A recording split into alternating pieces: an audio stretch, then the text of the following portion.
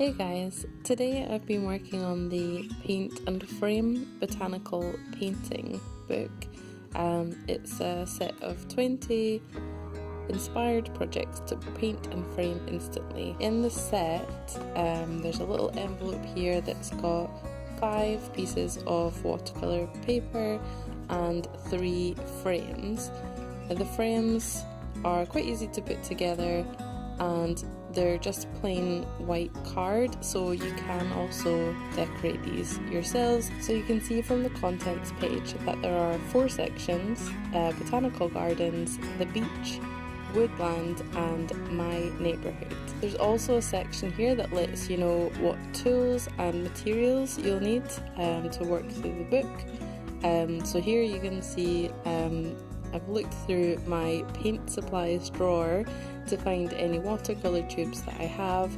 I also have a watercolour pan set that I'll be using, along with the pens, which are Sakura pigma microns. Other supplies I'm using are paintbrushes, pencils. There are other sections in the book just before it gets to the tutorials, with information about different techniques and some more details about how you can use the materials listed. So the first tutorial is titled Prickly Pear Cactus. So one of the materials listed is a cobalt green watercolour paint that we should use. This is not a colour that I have, so I've taken one of the watercolour tubes that I have, which is a veridian hue, and I'm just trying to mix a colour as close as possible to what I can see on the page.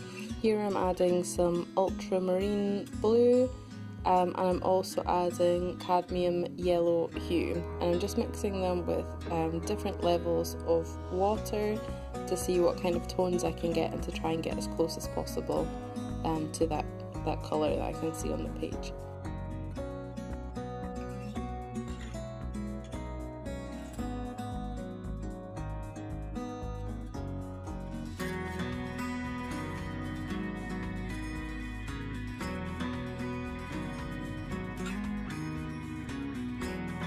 The first step for the tutorial is to begin at the bottom centre of your page and paint a pointed oval, and then to repeat this motion to grow the shapes upward.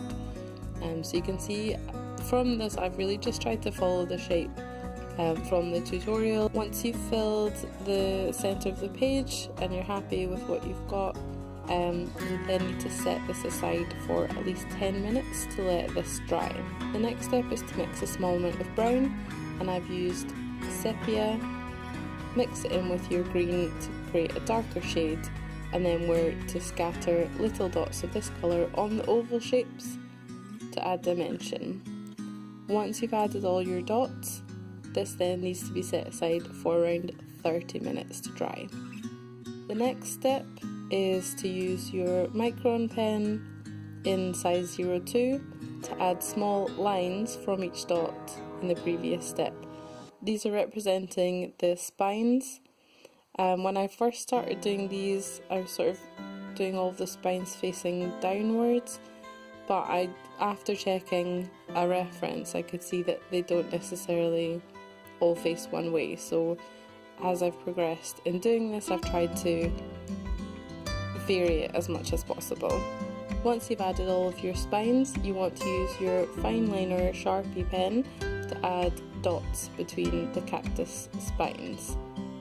You can also use your micron pen for this.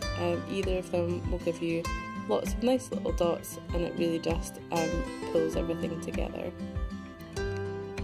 As you can probably tell, I did not use the provided watercolour paper from the kit, purely because it was my first time painting a cactus and I didn't want to commit to putting it down on the paper supplied. So I've used my own watercolour paper as a practice run, and I'll save the provided paper for next time. overall I'm pretty happy with the results. I would definitely like to try this one again and perfect my cactus shapes and spines. The tutorial was really easy to follow. I definitely recommend this book. I'll leave a link below in case you want to check it out, and I'll see you next time for the next tutorial.